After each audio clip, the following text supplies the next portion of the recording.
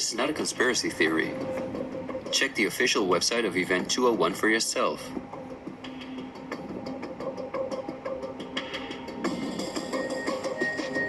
Perhaps at this point, it will no longer surprise you that the German Robert Koch Institute, which like every national health institute in the world is closely linked to the WHO, which is funded by Bill Gates, created a similar simulation in 2012. As was the case during Event 201, the simulation assumed the coronavirus. This simulation assumed that in a Southeast Asian food market, a coronavirus would spread from animal to human. How coincidental, isn't it? In this simulation, it takes several weeks for the authorities to identify the virus, allowing it to spread worldwide.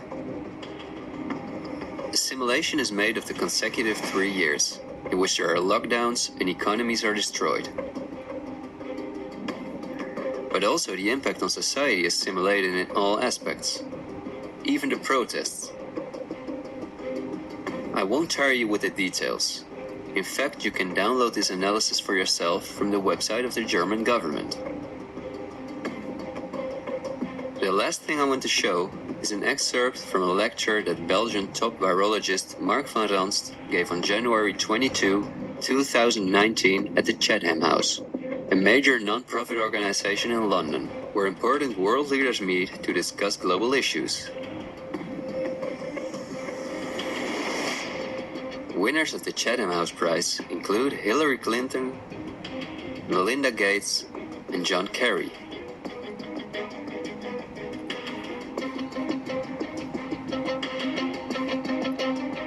What Van Ranst is discussing is simply shocking.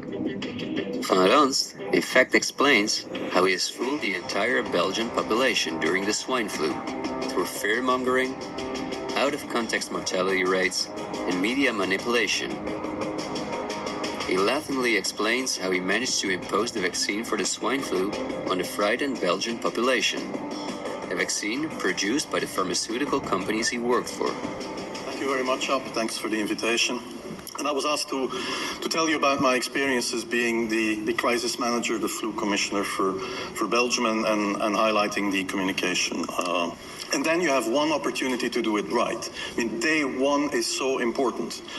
In day one, you start your communication with the press, with the people, and you have to do it right. I mean, you have to go for one voice, one message.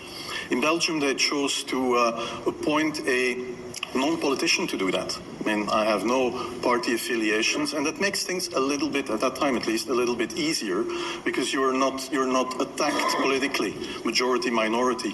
That doesn't come into play, and that was a huge advantage. The second advantage is that you can play in Brussels the complete naive guy, and get a lot more done than you would otherwise be able to do. You have to be omnipresent that first day or the first days, so that you attract the media attention. You make an agreement with them that you will tell them all, and if they call, you will pick up the phone. When you do that, then you can profit from these early days to get complete carpet coverage of the field, and they're not going to search for alternative voices there. And if you do that, that makes things a lot easier. These first weeks, that's easy street.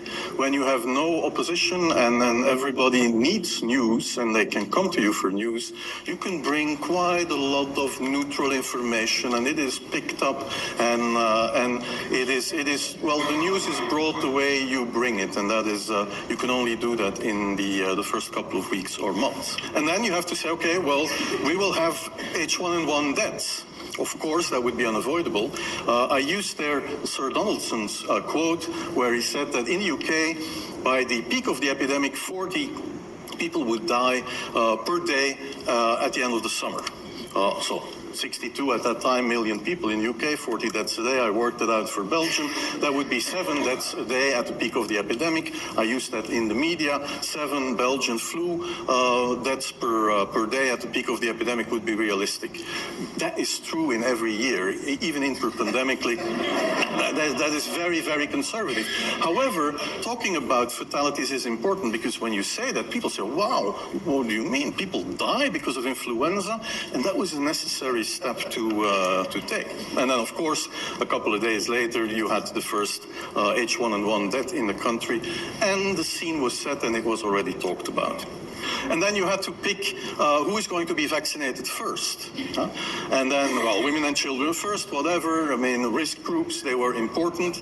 And then I misused the fact that the top football soccer clubs in Belgium inappropriately and against all agreements vaccinated they made their soccer players priority people. So I said I can use that, because if the population really believes that this vaccine is so desirable that even the soccer players would be dishonest to get their vaccine, I said, okay, I can play with that. So I made a big fuss about this. This is Van Ranst is raving mad, but it worked. The Chatham House organization is also funded by all major corporations of the elite, the Gates Foundation and the Open Society Foundations. We could talk for hours about the coronavirus, which has a survival rate of 99.98%, and about the incomprehensible measures that are destroying our society. Millions of entrepreneurs have lost their income.